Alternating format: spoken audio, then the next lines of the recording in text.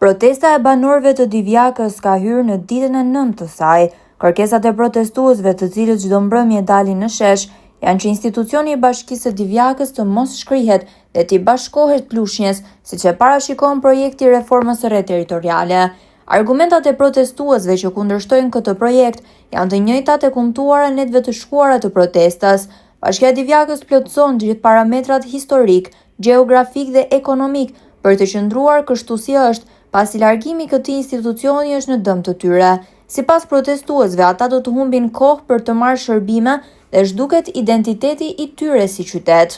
Nuk heshti me Divjaka të bëhet dhe bashki dhe të rri siç është. Prandaj duhet t'i lutesh atë gjithë të rinjve, mos të rrini për kafe, për të mbledhur këtu, sepse nesër kur të keni ndonjë hall, nuk do ju zgjidhet gjë, do të pini kokës me grusht, por atëherë do të jetë shumë vonë, edhe do të gjeni gjë. Dhe i falënderim duhet t'i bëhet të gjithëve Divjaksave që bën protestë në Ankon për vendin e tyre që po bëhet kjo padrejtësi. Dhe do ju lutesha të gjithëve Divjaka bashki. Një arsye për mbledhje është se Divjaka është komunitet bujqësor dhe komunitetet bujqësore duhen me patjetër të vetë qeverisjen. Domethënë qeverisja të kryhet nga anëtar të komunitetit. Nuk do të zgjatem me arsye të tjera që të gjithë i kanë thënë dhe dihen, por doja edhe unë të thosha dy fjalë. Faleminderit. Si goxha e madhe, pra duke marrë fshatin më të largët, që është Adriatiku, edhe do ishte një gjatësi diku te 35 deri 40 minuta larg Divjakës, larg Lushnjës, më falni. Pra një vështirësi që i sjell më shumë halle qytetarëve.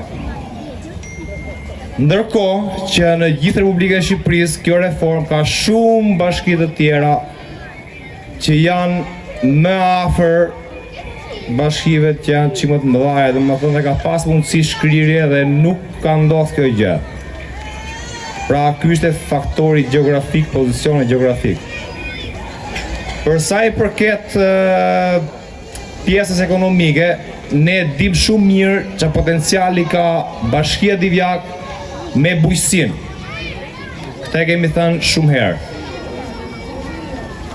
Por si duket qëllimi nuk është, sepse ku t'i intereson bujqësia në fund. Qëllimi është tjetër kund tek pasuria jon që është Bregdeti apo parku kombëtar Divjak Harvesta, që ka një potencial shumë të madh që është në perspektivë. Pra mendoj se qëllimi është ai. Le t'i kthehemi pak bujqësisë. Po të marrësh, ne dim që Divjaka ka një eksport shumë të madh. Madje aq të madh sa ndihmon në bilancin e qeverisë Shqipërisë për eksport-import. Është kjo një gënjeshtër? Për mos thënë diçka tjetër, që një pjesë e produkteve tona bujqësore merren nga tregtarë apo pije grumbullimi nga Lushnja, edhe që andej pastaj vazhdojnë eksportin. Duhet ngrija një pyetje atje lart. A e din ato se sa prodhon, flas në shifra, sepse duhen bërë ca numra, ca gjëra, ca studime. A e din ata se sa ton eksporton Divjaka? Kjo është diçka që është potenciali jon. I kthehemi pak pjesës demografisë.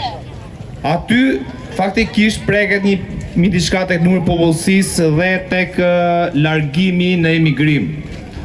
Mua do pëlqente të studioj në këtë aspekt, në qoftë se do thoshim migrim, pra të ishim lëvizje brenda vendit. Do dalë dhe tek arsyeja pse. Divjaka ka një popullsi, pra duke bërë analizën në mes, që i kalon ca bashki të tjera që prapë ruhen, edhe ne na thonë që nuk do t'jeni më. Nuk e di nga kanë gjetur algoritëm, por mbase i është prishur algoritmi që ka bërë të llogaritje. I kthehem prapë tek pjesës e migrimit dhe emigrimit, sepse kjo është efekti shkak pasoj. Që do thot,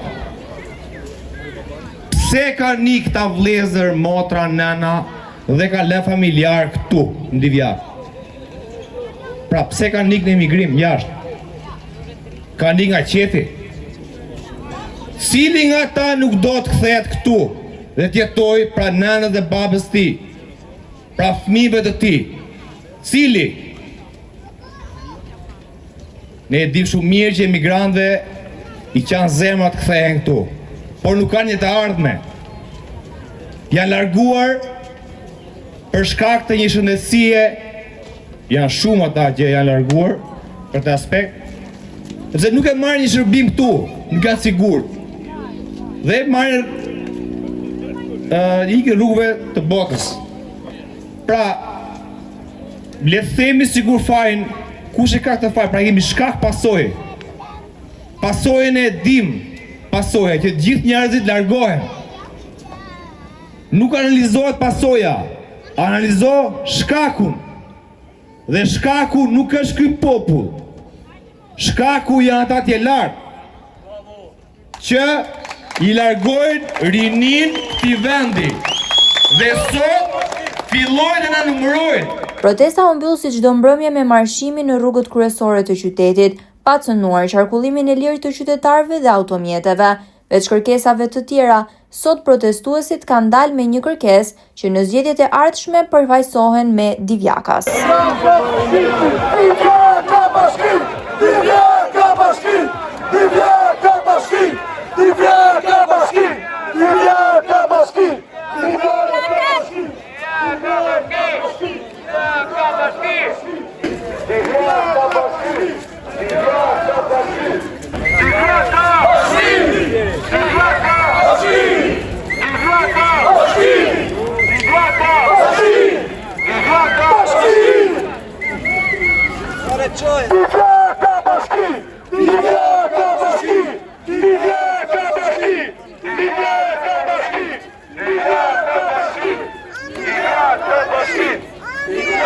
bashki!